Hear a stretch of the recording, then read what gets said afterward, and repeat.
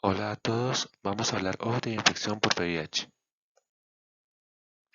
Desde su descubrimiento en la década de los 80, la infección por VIH es quizá una de las infecciones a las que más atención se le ha prestado en el mundo desde el punto de vista de investigación epidemiológica, fisiopatológica y farmacológica. Es causada por el virus de la inmunodeficiencia humana 1 y 2 y afecta a las células que portan marcadores CD4 positivo, principalmente linfocitos T. Sin embargo, es indispensable no olvidar que todo el linaje monocito-macrófago, lo cual incluye las células dendríticas, la cual son su puerta de entrada, y la microglía también portan este marcador. Entre las consecuencias de la infección por el VIH encontramos claramente aquello que lo hace mucho más reconocido, la inmunosupresión de la línea celular T.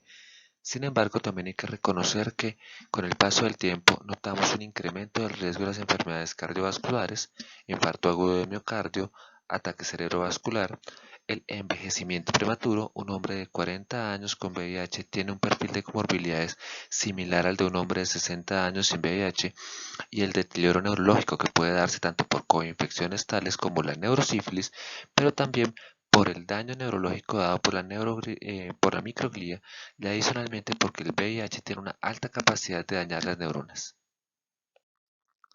Una de las dificultades más frecuentemente encontradas al abordar los pacientes con VIH es que las manifestaciones clínicas pueden ser muy variadas. Por una parte, el rango de enfermedades oportunistas, infecciosas o no, puede variar de la profundidad del inmunocompromiso. No es lo mismo que tener menos de 200 CD4 que tener más de 500 CD4. También va a depender de qué condiciones oportunistas estén presentes. No es lo mismo tener un linfoma primario del sistema nervioso central que una coccidioidomicosis o que tener una diarrea crónica. Y adicionalmente, el punto clave es que todos los seres humanos somos susceptibles, todos podemos ser infectados por el virus del VIH. Así que recuerde, si usted no es un hombre, no es una mujer, no es un niño o una niña, está a salvo de la infección. Aclaramos claramente que no nos referimos a condiciones no binarias que actualmente consideramos a la hora de abordar los pacientes, ser bisexual, ser transexual, sino al hecho de que el hecho de ser un ser humano implica que portamos los receptores necesarios y suficientes que nos hacen susceptibles a la infección por el virus, y que todos estamos en riesgo, en mayor o menor medida, y sí, dependiendo de una serie de factores de riesgo, pero aún así todos somos susceptibles. Para poder hacer el diagnóstico es fundamental la sospecha clínica, recordar que todos somos susceptibles, pero sobre todo tener en cuenta que existen unos grupos de alto riesgo en los cuales la probabilidad de presentar la infección es mayor. Estos grupos implican ser practicante de la prostitución o ser un hombre que tiene sexo con hombres. El término homosexual es muy peligroso porque es una forma de verse las personas a sí mismas, mientras que preguntarle a un hombre que si tiene sexo con hombres tiene que ver con una conducta específica. La presencia de entidades definitorias tipo C, que las vamos a ver más adelante, nos deben también generar sospecha y preguntarnos si el paciente tiene o no tiene infección por VIH. Y en un hallazgo de neumonías del Valle de Aburrá, que lamentablemente no se ha publicado a pesar de que lleva más de 10 años de haber sido realizado, encontró que en los pacientes con neumonía grave que requirieron estancia en la unidad de cuidado intensivo, generalmente para soporte vasopresor o soporte ventilatorio, en este caso el 17% de los pacientes tenían pruebas positivas para VIH. Lamentablemente, como el estudio no ha sido publicado, no puedo afirmar si eran pacientes que tenían la infección por VIH demostrada o solamente pruebas de tamizaje positivas. En cuanto al diagnóstico, vamos a recordar rápidamente dos definiciones. El primero es tamizaje. Para el tamizaje utilizamos pruebas de alta sensibilidad que permiten descartar una condición. Y la prueba confirmatoria son pruebas de alta especificidad que nos permiten confirmar una condición. Es decir, las pruebas de tamizaje las utilizamos cuando la probabilidad a priori es baja y es mucho más fácil llevarla a cero o a un valor de umbral aceptado que llevarla al umbral de confirmación, mientras que las pruebas confirmatorias las hacemos cuando la probabilidad pretest es más alta, cuando es mucho más fácil confirmar esta condición por encima de un umbral preestablecido que llevarlo a descartar por debajo del umbral que nos daría la tranquilidad. Lo vamos a ver con más facilidad en las próximas diapositivas. Se está involucrado o no en el mundo de la salud, para todos el término ELISA es prácticamente un sinónimo de VIH, a pesar de que ELISA no es más que un tipo de prueba. En esta diapositiva podemos ver las 4 generaciones básicas de la ELISA y qué es lo que buscan y cómo pasamos de buscar únicamente inmunoglobulina G en la primera y segunda generación a buscar adicionalmente inmunoglobulina M en la tercera generación y en la cuarta generación hacer una búsqueda de inmunoglobulina G, inmunoglobulina M y adicionalmente antígeno P24. Pero lo más impactante de esto es, por una parte, el aumento tan progresivo y tan impresionante de sensibilidad y especificidad que para la prueba de cuarta generación es para ambos valores superior al 99% y un acortamiento muy importante de la ventana que cae de 6 meses a 9 a 21 días. Tan solo en 9 a 21 días un paciente con infección reciente puede positivizar la prueba. Cuando vamos a interpretar una prueba hay ciertas cosas que tenemos que tener en cuenta. Primero, ¿cuál es su sensibilidad y especificidad? Recordando que sensibilidad es la capacidad de la prueba para detectar como positivos a los verdaderos enfermos y la especificidad es la capacidad de identificar como sanos a los verdaderamente carentes de la condición que estamos evaluando, que para ambos casos es mínimo del 99%. Sin embargo, eso es un dato que tenemos en cuenta a la hora de elegir la prueba. A la hora de interpretarla tenemos más en cuenta sus valores predictivos positivo y negativo, los cuales sin embargo tienen una limitación. Cuando los leemos en las pruebas generalmente partimos de una prevalencia que puede ser artificial o de una prevalencia que no se corresponde con nuestra prevalencia local. Actualmente en los estudios de la USAID realizados en Colombia sabemos que la prevalencia local es del 0,4%, es decir, 4 de cada 1000 colombianos presentan infección por VIH, lo sepan o no lo sepan. Y adicionalmente, esta prevalencia puede variar de acuerdo a factores de riesgo. En Colombia tenemos muy clara la presencia de 2 grupos en los cuales conocemos su prevalencia y su prevalencia es muchísimo mayor que la prevalencia en la población general, que son los mismos que ya habíamos mencionado anteriormente. Ser hombre que tiene sexo con hombres y ejercer la prostitución. Lo que estamos viendo aquí es una tabla de 4x4 en la cual podemos ver cómo se calcula la sensibilidad y la especificidad. Para facilitar algunas veces la interpretación de los datos de la prueba se puede utilizar algo que se llama el test de números grandes, que sencillamente es simular una población y de acuerdo a eso calcular la prevalencia o aplicar la prevalencia conocida de una enfermedad, la sensibilidad y la especificidad de una prueba y de esa manera poder también calcular su valor predictivo positivo y negativo. Teniendo en cuenta que nuestra prevalencia es de 4 por 1000, vamos a simular para facilidad una población de 100.000 habitantes. Si asumimos la prevalencia que acabamos de mencionar de 4 por 1000, 400 van a estar enfermos, 99.600 estarán bien, que es lo que podemos ver acá.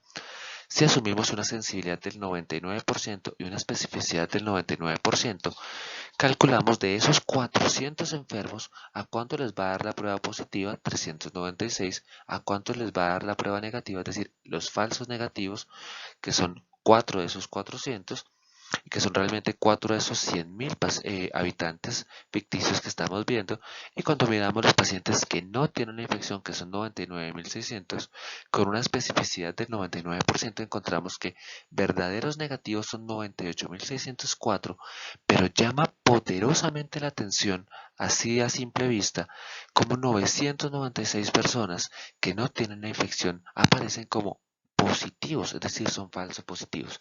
Aquí podemos ver en la parte que señalo con el puntero, como tenemos 396 verdaderos positivos de la prueba, 4 falsos negativos, 996 falsos positivos y 98.604 verdaderos negativos. Los falsos positivos son entre 2 y 3 veces los verdaderos positivos y eso ya nos dice cómo tenemos que interpretar la prueba, cómo debemos entender que una única prueba positiva por sí misma no hace diagnóstico, pero que una única prueba negativa baja de una forma realmente importante la probabilidad de tener la infección. Eso lo vamos a ver un poco más adelante. El VIH en Colombia presenta una característica muy llamativa y es que a partir de la publicación de la primera guía en 2005, Guía de Práctica Clínica del Ministerio, que fue reforzada prácticamente de manera normativa, el VIH estaba regulado prácticamente por una ley más que por otra cosa. Esta guía establecía que para poder hacer el diagnóstico teníamos que contar con 2 pruebas de ELISA positivas, teniendo en cuenta que una única prueba de ELISA positiva no nos permitía tener una probabilidad post suficiente para decir que el paciente ya tenía el diagnóstico y adicionalmente llegar a la confirmación a través de un Western blot que fuera positivo. Para el momento en que se edita la segunda guía, que fue editada entre 2014 y 2015 y participó en la Asociación Colombiana de Infectología y el Ministerio de Salud, se toma una decisión diferente que se puede ver reflejada en este algoritmo, y es que teniendo en cuenta la alta sensibilidad y especificidad de las pruebas con las que se contaban en este momento, utilizábamos 2 pruebas. Primero, una ELISA de tercera o cuarta generación, aunque realmente se recomiendan que sean de cuarta generación para poder garantizar que tanto la sensibilidad como la especificidad sean superiores al 99%. Y la primera que realicemos, cualquiera de ellas, la vamos a llamar prueba presuntiva. Si el resultado es reactivo, vamos a tomar una segunda prueba que será diferente. Si utilizamos una ELISA como primera prueba, utilizaremos una prueba rápida para confirmar. Si tomamos una prueba rápida para prueba presuntiva, utilizaremos una ELISA para confirmación. Si esta es reactiva, automáticamente podemos decir que el diagnóstico es positivo. Pero si la primera vez que hacemos la prueba presuntiva es negativa, a menos que hayan factores de riesgo muy importantes, vamos a considerar que el paciente está libre de la enfermedad. Cuando hacemos las 2 pruebas y la primera es positiva y la segunda es no reactiva, consideramos que el diagnóstico es no concluyente y tenemos la posibilidad de realizar una tercera prueba. Dependiendo de los factores de riesgo y la clínica del paciente, es decir, de qué tan probable consideramos que realmente el paciente presenta la infección, podemos hacer una carga viral Western blot o una ELISA o una prueba rápida nuevamente. Si la prueba es positiva, podemos afirmar que el paciente tiene un diagnóstico confirmado para VIH.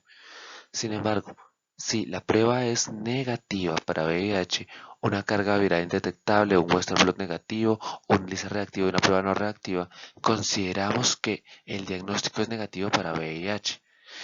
Cuando se presenten los siguientes resultados, una carga viral detectable menor a 5.000 copias pero mayor a 50, un Western blot indeterminado, es decir, que el patrón de bandas no es compatible ni para poder decir que está descartada la infección, ni para poder decir que lo está confirmada, o el ELISA ya no nos sale ni negativo ni positivo, sino lo que llamamos una zona gris, que generalmente es un valor entre 0.9 y 1, y una prueba rápida con una línea débil, vamos a considerar que el patrón es indeterminado y vamos a repetir el algoritmo en un mes.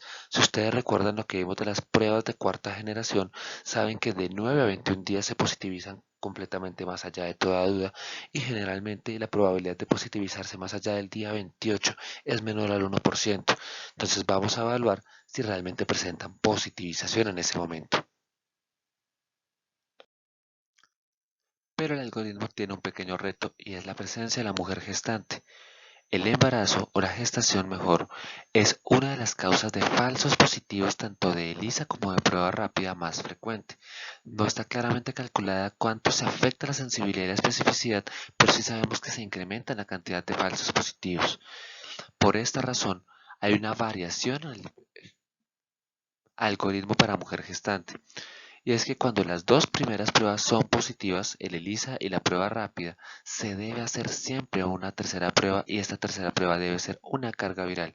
Y para considerar que la prueba es positiva, tenemos que tener una carga viral mayor a 5.000 copias. Si la carga viral es mayor a 5.000 copias, consideramos un diagnóstico positivo e iniciamos todo el protocolo para evitar la transmisión materno-infantil. Cuando la carga viral es indetectable, brindamos asesoría post-test y consideramos que el diagnóstico es completamente negativo. Y si la tercera prueba tenemos una carga viral que es no detectable entre 50 copias y menos de 5.000 copias, solicitamos un Western blot. Si el Western blot es reactivo, pues consideramos que la paciente presenta la infección e iniciamos el protocolo de prevención de transmisión materno-infantil. Si es indeterminado, mantenemos el protocolo de prevención y hacemos un nuevo protocolo en un mes. Y cuando es negativo, consideramos que definitivamente no tenemos paciente infectada y suspendemos el protocolo de transmisión materno-infantil que consiste en dar tratamiento antirretroviral y dependiendo del momento considerar parto por cesárea y adicionalmente dar sidobudina intravenosa en el momento del parto. En estas siguientes diapositivas vamos a aplicar la prueba a diferentes grupos de poblaciones. Vamos a empezar con esta población general con la prevalencia que utilizábamos hasta el 2014, que era 0,75%. Cuando aplicamos la primera prueba, nos damos cuenta que la probabilidad cambia de 0,75% a 42,8%. Con 42,8% no podemos hacer el diagnóstico de VIH. Casi que hemos llegado a una especie de acuerdo entre todos para decir que hablamos de un VIH cuando la probabilidad de VIH está por encima del 95%. Pero si sobre esta primera prueba, ELISA o prueba rápida, intercambiamos y hacemos una segunda prueba, vemos cómo la probabilidad post-test ahora sube a 98,67% y por eso consideramos que el diagnóstico está confirmado. Pero miremos qué pasa. Si hacemos una primera prueba y esta sale negativa, la probabilidad caía de 0,75% a 0,01%. Y con una segunda prueba negativa, después de esa primera prueba negativa, la probabilidad caía muchísimo más abajo, prácticamente a 0%. Cuando la primera prueba resulta reactiva y la segunda negativa, hay que tener en cuenta que volvemos al punto de base, porque los LR hacen que sea de esta manera. Partimos de una probabilidad de 0,75%, la llevamos a 42,8%, pero al salir la segunda prueba negativa vuelve a caer a 0,75%, dado que los valores de sensibilidad y especificidad son idénticos. Cuando utilizamos el valor de prevalencia actual, 0,4%, nos damos cuenta que con una primera prueba ya no subimos al 42%, sino únicamente hasta el 28%. La segunda prueba ya nos da hasta el 97%. En cambio, si los valores son negativos, vemos que se comporta exactamente igual. Pero fíjense cómo es indispensable contar con las dos pruebas positivas y recuerden, deben cambiarse, deben ser muestras diferentes y deben hacerse con métodos diferentes. Una prueba rápida seguida de una ELISA seguida de una prueba rápida para que esto sea realmente correcto. Las dos poblaciones de alto riesgo claramente descritas en el país, hombres que tienen sexo con hombres y personas que ejercen la prostitución, tienen una prevalencia entre el 7 y el 13%. Vamos a tomar un punto promedio del 10% para estas poblaciones. Y fíjense cómo una prueba que parecía no funcionar tan bien cambia drásticamente su funcionamiento, porque ya con la primera prueba positiva ya no estamos ni en el 28 ni en el 42%, sino en el 91,7%. Una segunda prueba sube ese 91,7% a un 99,91%. Entonces piense cómo al variar la prevalencia cambia completamente nuestra forma de interpretar la prueba. Por otra parte, con una prevalencia de estas del 10%, con la primera prueba negativa caemos tan solo al 0,11%. 0,11% realmente es un umbral muy bajo si tenemos en cuenta que es la cuarta parte, un poco más de la cuarta parte de la prevalencia de la población general actual. Pero nuevamente, si tomamos un segundo ELISA negativo o una segunda prueba que es negativa, perdón, vemos cómo cae prácticamente al 0,00%. Teniendo en cuenta el estudio de las neumonías del Valle de Aburrá, con las limitaciones que ya mencioné en las diapositivas anteriores, vamos a partir para este grupo de una prevalencia del 17%. Fíjense cómo acá, con la primera prueba ya cruzamos el umbral esperado del 95,3% y con una segunda prueba llegamos al 99,95%. Llamativamente, con una primera prueba negativa, la prevalencia cae la probabilidad post-test cae al 0,21%, la mitad de la población general, y ya comenzamos a pensar si necesitamos descartar con una segunda prueba que nos lleva hasta el 0,00%, pero 0,21%, teniendo en cuenta que es la mitad de la probabilidad de la prevalencia de la población general, no es un mal valor. Y aquí vamos a hablar de un grupo que tiene un altísimo riesgo que no habíamos mencionado antes. De acuerdo a la encuesta realizada por la doctora Elizabeth Castañeda del Instituto Nacional de Salud, en Colombia los pacientes que presentan criptococosis meningia, 4 de cada 5 tienen infección por VIH. Por otra parte, eso significa que 1 de cada 5 no tiene una infección por VIH y que deberíamos buscar otros factores de riesgo. Pero para este escenario, una sola prueba positiva ya nos da una probabilidad post-test del 99,75% y con una segunda prueba del 100%. De hecho, en la práctica diaria, cuando yo tengo un paciente con criptococosis meningia y una prueba positiva, yo ya solicito carga viral, solicito CD4 y busco todo lo demás para evaluar cuáles son las condiciones para iniciar tratamiento antes que para confirmar, porque el diagnóstico está prácticamente hecho. Sin embargo, miremos el lado derecho de la tabla y fíjense qué pasa cuando tenemos una primera prueba negativa. Nos da una probabilidad puesta del 3,88%. Es una caída drástica desde el 80%, pero 3,88% es prácticamente 10 veces la prevalencia de la población general. Por esta razón, a pesar de que no está en los algoritmos, cuando tenemos un paciente con una criptococosis meningia, lo que debemos hacer es una primera prueba. Si esta es negativa, debemos cambiar la prueba y hacer una segunda prueba. Si esta segunda prueba también es negativa, vamos a descartar la infección por VIH. Fíjense cómo varía la forma en que vamos a interpretar los datos, sencillamente porque variamos enormemente nuestra prevalencia pretest. Y es algo que tenemos que tener en cuenta a la hora de interpretar pruebas diagnósticas, sea la patología que sea. Una vez tenemos confirmado el diagnóstico, vamos a estadificar, evaluar coinfecciones, establecer el riesgo cardiovascular y establecer comorbilidades. Sin embargo, hay que tener en cuenta en qué condiciones fue que establecimos el diagnóstico o sospechamos el diagnóstico. Si hay coinfecciones, riesgo cardiovascular o comorbilidades que están poniendo en riesgo la vida del paciente, la clave está en tratar esas afecciones, esas comorbilidades, esas infecciones antes que considerar el tratamiento mismo del VIH. En algunas circunstancias el tratamiento en simultánea del VIH está indicado, sin embargo en otras está contraindicado porque incrementa el riesgo de mortalidad de dichas patologías y esto debe tenerse en cuenta. ¿Y cuál es el fin de la estadificación? Fundamentalmente determinar el estado basal previo al tratamiento. No lo hacemos para determinar la necesidad de tratar. Actualmente la guía colombiana, si ustedes la leen, encontrarán que recomienda tratar todos los pacientes por debajo de 500. Sin embargo, las guías internacionales hasta hace poco decían trate todos por debajo de 500 y por encima de 500 células CD4 positivas estaba la gran duda si debíamos tratar o no tratar, y el panel que hizo la votación quedó dividido 50% si tratar, 50% no tratar. Después de eso salieron dos estudios que son el estudio SMART y el estudio temprano, que mostraron que hay un gran beneficio en tratar a todos los pacientes infectados, no solamente para evitar la transmisión y disminuir la transmisión del VIH a toda la población, sino porque al mismo paciente individual le conviene. Tampoco está para determinar la urgencia de dar tratamiento. Claramente un paciente con SIDA hay mayor urgencia de darle tratamiento que a un paciente que está con un conteo de CD4 dentro de lo normal. Pero lo que determina la urgencia o no de dar el tratamiento está dado por otras condiciones que no entran dentro del espectro de esta charla, pero sí está para determinar el riesgo de manifestaciones asociadas a deterioro inmunológico a futuro, y no solamente las manifestaciones asociadas a este deterioro inmunológico, sino en los factores de riesgo cardiovascular y otros tipos de comorbilidades que están asociadas con la infección por VIH. La clasificación inmunovirológica nos lleva a ver la carga viral, el conteo CD4 y evaluar la presencia de manifestaciones clínicas.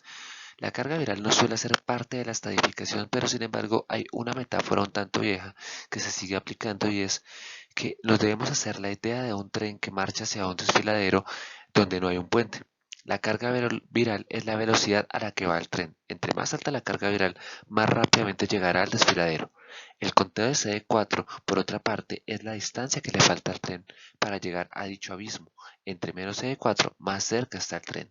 Nuestro objetivo con la terapia antirretroviral es negativizar la carga viral, quitar la velocidad del tren y permitir al conteo de CD4 que se recupere, es decir, que se incremente la distancia entre el tren y el abismo. A la hora de hacer la clasificación, la estadificación, tenemos en cuenta el conteo de CD4 y la presencia de ciertas manifestaciones clínicas que se suelen codificar por las letras A, B y C.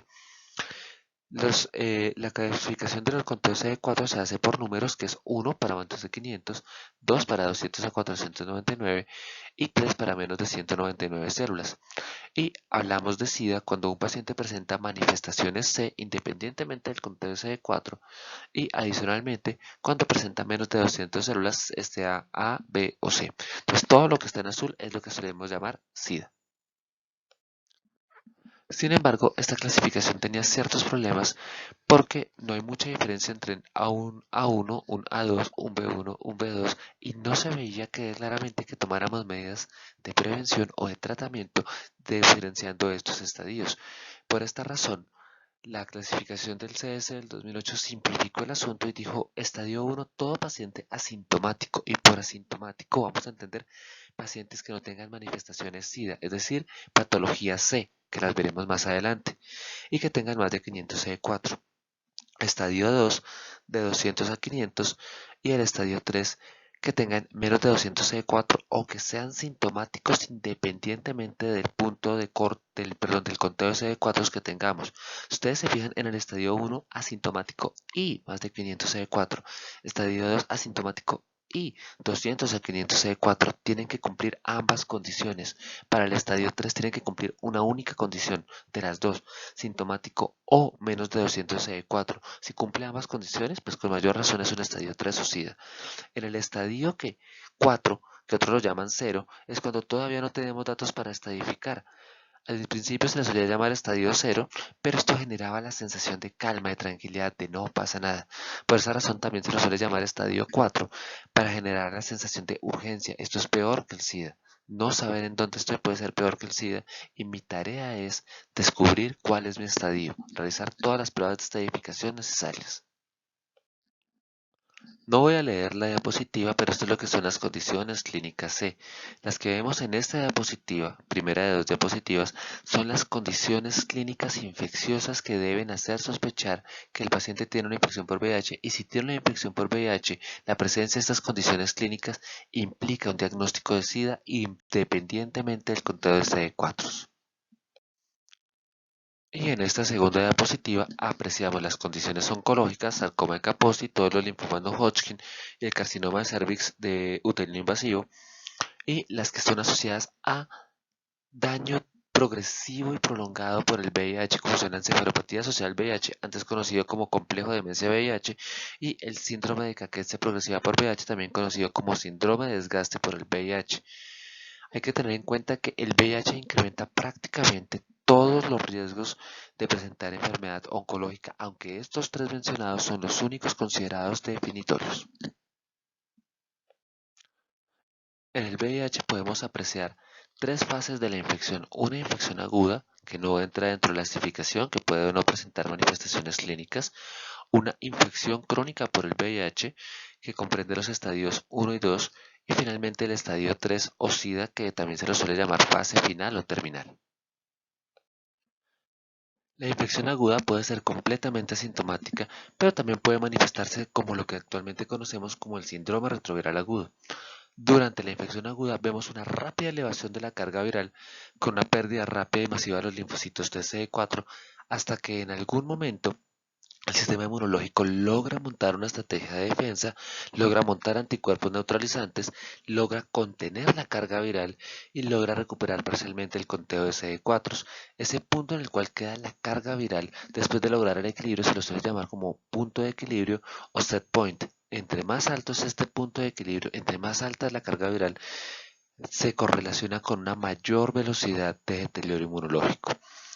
El punto final o el punto más importante de esta infección aguda es que esta rápida elevación de la carga viral lleva a un estado de inmunoactivación muy intenso, lo cual hace que se exprese una gran cantidad de marcadores en todas las células y facilita que el VIH pueda infectar la totalidad del sistema inmunológico o la casi totalidad, incluyendo las células de reserva. Esto es fundamental porque esta es parte de las razones por las cuales actualmente el VIH termina siendo incurable. En esta infección aguda o fase aguda precoz, podemos apreciar clínicamente una enfermedad autolimitada en el 50 al 70% de los pacientes. En la mayoría de ellos vamos a tener los síntomas característicos de una enfermedad viral leve, como malestar general, fiebre, tos, coriza, pero en algunos pacientes vamos a tener un cuadro similar al síndrome mononucleósico, adenomegalias de gran tamaño, fiebre, malestar general, alteraciones en el hemograma, y después el paciente se compone completamente sintomático sin mediar ninguna eh, terapia específica. Después pasamos a la infección crónica o fase media, que es caracterizada por un periodo de latencia clínica. Aquí la palabra latencia tiene que ver con la aparente ausencia de enfermedad. Sin embargo, desde un punto de vista fisiopatológico y virológico, no estamos hablando de una latencia, no estamos hablando de un virus guardado en unos tejidos esperando la oportunidad para reaparecer. porque realmente la infección por el VIH no es una infección de una fase latente, sino es una replicación lenta del VIH persistente, que va llevando a que aparentemente tengamos una carga viral controlada y un conteo de CD4 estable, pero lo que está ocurriendo a lo largo de esta fase crónica media es que esta replicación lleva a una destrucción progresiva y sostenida de los linfocitos CD4 e equilibrada por la respuesta inmunológica que hace que se produzcan CD4 a una mayor velocidad de la habitual, hasta que finalmente esta producción de CD4 no puede sostenerse en el tiempo y el paciente comienza el periodo de la fase de crisis. El paciente habitualmente está sintomático, pero puede presentar otras manifestaciones que son las manifestaciones A y B, y lo más común es que veamos una enfermedad adenopática generalizada, unos ganglios grandes persistentes en todas las cadenas ganglionares. Finalmente esta fase se supera, la carga viral se sale de control, los CD4 caen y inicia la fase de crisis o fase final. En la fase final o de crisis, bajan las defensas del hospedero, hay una reactivación de la replicación del virus y comenzamos a ver manifestaciones clínicas que pueden ser múltiples, generalmente aquello que hemos visto como patología C. Puede haber fiebre un mes, fatiga, pérdida de peso, diarrea, infecciones oportunistas, neoplasias, y lo más evidente desde el punto de vista de conteo de CD4 es que el CD4 cae generalmente a menos de 200, lo cual facilita que haya mayor presencia de nuevas infecciones oportunistas o de nuevas comorbilidades. Esta gráfica ya es bastante vieja, pero nos permite fácilmente ver más o menos las tres fases en su evolución a lo largo del tiempo. Entonces, en la fase de infección aguda, la infección primaria, vemos cómo tenemos un conteo de CD4 que cae rápidamente por toda la parte de infección, mientras que la carga viral, que era cero porque era inexistente, también tiene una muy rápida subida cuando miramos contra los títulos de viremia en plasma. Actualmente no hablamos de títulos de viremia, sino que hablamos directamente de cargas virales medidas por cantidad de copias por unidad de volumen. Una vez el paciente logra establecer una respuesta neutralizante a la infección, los CD4 se estabilizan, comienzan a subir hasta un cierto punto de equilibrio y la carga viral cae nuevamente a lo que llamamos ese punto de equilibrio o set point y se mantiene aparentemente estable como una infección que está produciendo ahí, pero realmente la producción de virus es alta y va destruyendo de forma progresiva los CD4 hasta que finalmente la carga viral sale del control de replicación y comenzamos a ver cómo realmente sube el título que podemos apreciar como viremia y los CD4 siguen cayendo por debajo del punto. En la medida que caemos debajo de 200 CD4, la probabilidad de infecciones oportunistas aumenta y con ellos la mayor cantidad de riesgo de muerte por múltiples comorbilidades que pueden ocurrir al tiempo. Entonces, esta es una gráfica que nos permite ver cómo termina el paciente evolucionando a lo largo de estas tres fases. Ya para terminar y como conclusiones, queremos recordar: 1. Las pruebas diagnósticas son casi perfectas, sensibilidad y especificidad superiores al 99%, pero deben ser interpretadas de forma cuidadosa y sobre todo de forma sistemática. Por esa razón contamos con una guía que cuenta con una serie de algoritmos que nos dicen qué pasos seguir y cómo interpretar las pruebas. Segundo, la estadificación permite establecer el pronóstico de la infección, pero este depende mucho de la respuesta a la terapia antirretroviral. Un paciente que inicia la terapia antirretroviral de manera juiciosa, con una red de apoyo importante, que es un elemento predictor de la respuesta también, va a tener un pronóstico muy superior al de una persona que no recibe terapia antirretroviral o que la recibe y no la toma de manera apropiada, llevando a resistencia del virus. Hay que tener en cuenta que el tratamiento antirretroviral, si bien la terapia más moderna tiene una cantidad de eventos adversos entre el 7 y el 15%, inicialmente podía contar con eventos adversos bastante molestos para el paciente en más del 50% de los casos.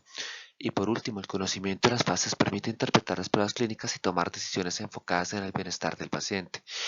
Una anotación adicional: si bien el SIDA lo consideramos una fase terminal, y cuando hablamos de una fase terminal hablamos de una fase que lleva a la muerte en poco tiempo, ya no podemos hablar del SIDA en esos términos.